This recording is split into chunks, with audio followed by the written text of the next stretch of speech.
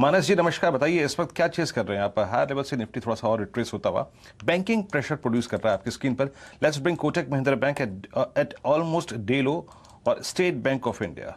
तो pressure point इस बाजार का एक ही है, वो है बैंकिंग है। मानस जी, आपकी राय इस वक्त क्या है? देखिए, मेरे हिसाब से गोदरेज सीपी पे ध्यान देना चाहिए क्योंकि यहाँ पर ट्रिपल बॉटम बना है। आई थिंक 880 के आसपास 3 बार स्टॉक ने सपोर्ट लिया और जिस तरह का ब्रेकआउट आज हमें देखने को मिला है, मेरे हिसाब से ये रैली कंटिन्यू रहेगी कम से कम 980 के प्राइस तक। तो 980 के टारगेट सेट करें, करंट लेवल खरीदारी करके 920 का स्टॉप लॉस लगाएं। फिलहाल लॉन्ग कॉल्स हम लोग ट्रैक कर रहे हैं तीन, और अलग अलग सेक्टर से आपको ये काउंटर्स जुड़ते हुए दिख रहे हैं। गोदरेज कंज्यूमर आपके सामने फिलहाल 940 पर एक अच्छा बेस यहां पर बनता हुआ, वॉल्यूम 23 लाख शेयर। खरीदारी की राय HCL टेक पर सुबह से आती हुई दिख रही है। पालविया साहब यहां पर वापस तेजी की मोहर आपको लगाते हुए दिख रहे हैं। ध्यान दीजिए 1205 1206 के आसपास ये काउंटर आपको ट्रेड कर रहा है।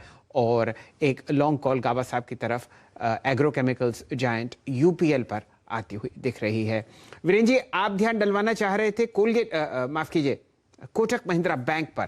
डायरेक्टर साहब जरा स्क्रीन पर लाइए काउंटर, और अगर आप कोटक को देखें FNO स्पेस में, यहाँ पर हम लोग 17 बैंक ट्रैक करते हैं और 17 में से 3 लाल निशान में हैं। उनमें से एक कोटक 0.3% दिन के न्यूनतम लेवल पर। मानस जी, आप कुछ टिप्पणी करना चाहेंगे?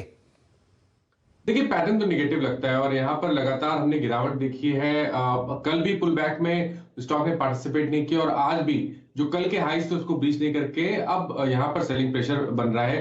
मेरा समझना है कि अगर आप एक शॉर्ट ट्रेड लेना चाहते हैं तो ये एक बहुत ही बढ़िया कैंडिडेट हो सकता है, जहां आपके स्टॉप लॉस है 1760 के ऊपर रहेंगे, लेकिन नीचे 1700 रुपए तक के टारगेट आपको कोटक बैंक में देखने को मिल सकता है।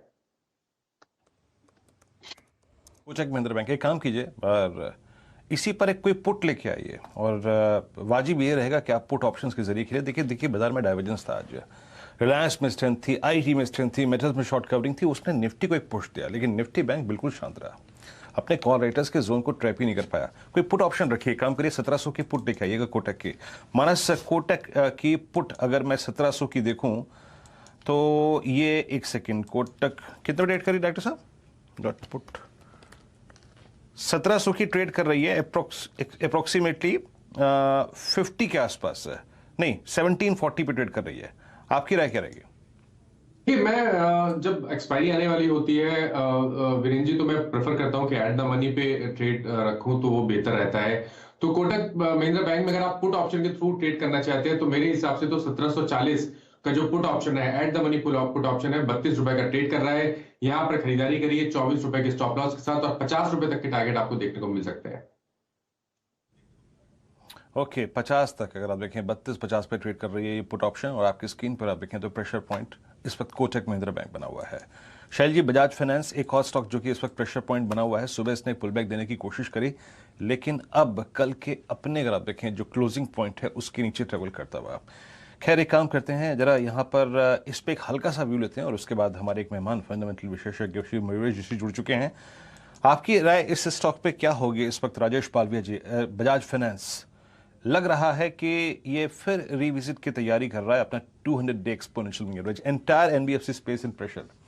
श्रीराम ट्रांसपोर्ट फाइनेंस डे लो, बजाज फाइनेंस डे लो, कैसे अप्रोच करेंगे आप बजाज फाइनेंस को?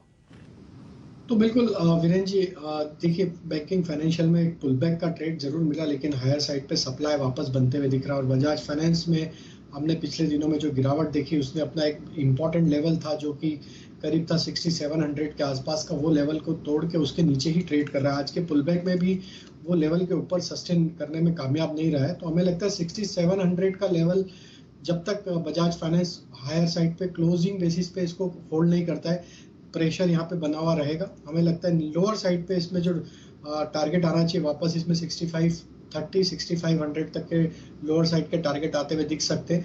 तो शॉर्ट का ट्रेड अगर यहाँ इनिशिएट करें तो 6700 का स्टॉप लॉस रख के ही शॉर्ट करें, वो एक इंपॉर्टेंट लेवल रहेगा आज के लिए। चलिए, फिलहाल आपके सामने 16800 अब बेयर्स ने अपने कब्जे में कर लिया है। दिन का उच्चतम था, लेवल था 16930।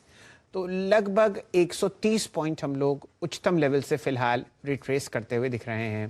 बिल्कुल सही मौका गुड़गांव से असित जी को जोड़ने का।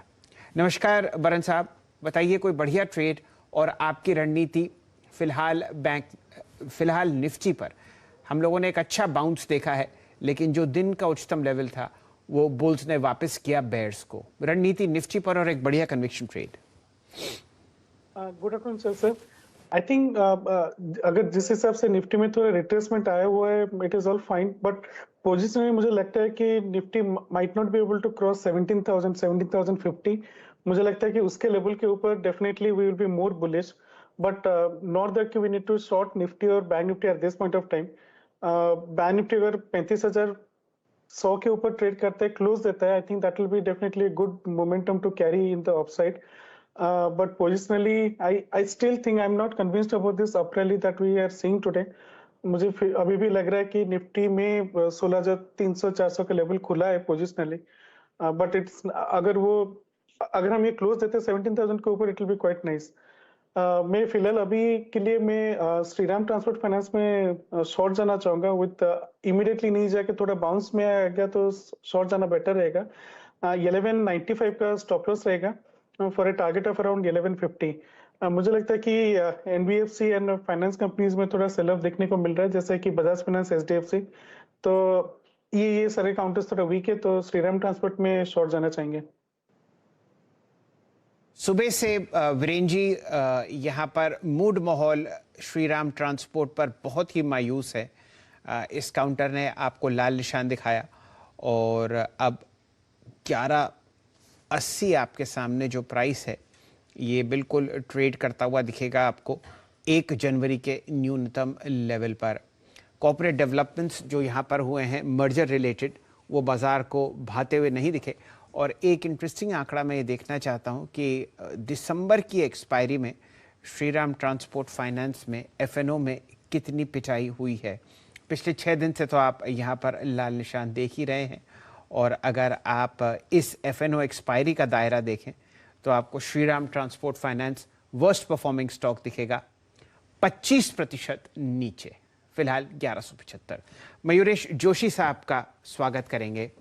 मयूरेश जी, आरबीआई के नॉर्म्स जो अनाउंस हुए हैं, हालांकि किसी भी मापदंड पर आप श्रीराम ट्रांसपोर्ट फाइनेंस को उस रेगुलेटरी फ्रेमवर्क में जाते हुए नहीं देखेंगे, लेकिन मर्जर रिलेटेड मायूसी और जबरदस्त सेलिंग प्रेशर, कुछ व्यू श्रीराम ट्रांसपोर्ट फाइनेंस पर? Afternoon Veeru ji, good afternoon to everyone on the panel. तो मेरे ख्याल से यस, आई थिंक जो एक एक्सपेक्टेशन हम बांध के रख रहे हैं in terms of earnings estimate कैसे बिल्टअप होगी, आई थिंक अगले कुछ तिमाहियों में it should have a positive impact. But फिलहाल आई थिंक जो एक प्रेशर दिख रहा है एब्सोल्युटली न्यूज बेस्ड प्रेशर है। अगेन आई थिंक जो नंबर्स हैं इंक्रीमेंटली क्वार्टर ऑन क्वार्टर अगर आप देखें, श्रीराम की अगर मैं बात करूं, महिंद्रा की बात करूं, चोला की बात करूं, तो quarter on quarter sequentially numbers में इंप्रूवमेंट डेफिनेटली देखा है, specifically after the first wave यानी Q1 के आंकड़ों के बाद। और काफ़ी मैनेजमेंट्स पॉजिटिव साउंड हो रहे हैं इन टर्म्स ऑफ एडवांसेस, यानी उनकी जो लोन की ग्रोथ है, डिपॉजिट ग्रोथ है, जो एसेट क्वालिटी प्रेशर्स हैं, जो कलेक्शन एफिशिएंसी है, जो निम स्प्रेड्स है मेंटेन कर रहे हैं, और जो पीसीआर यानी जो प्रोविजनिंग की है ये सारे बैड एसेट्स पे, तो सारे कुछ पॉजिटिव्स शायद बिल्टअप हो रहे हैं बैलेंस शीट के ऊपर।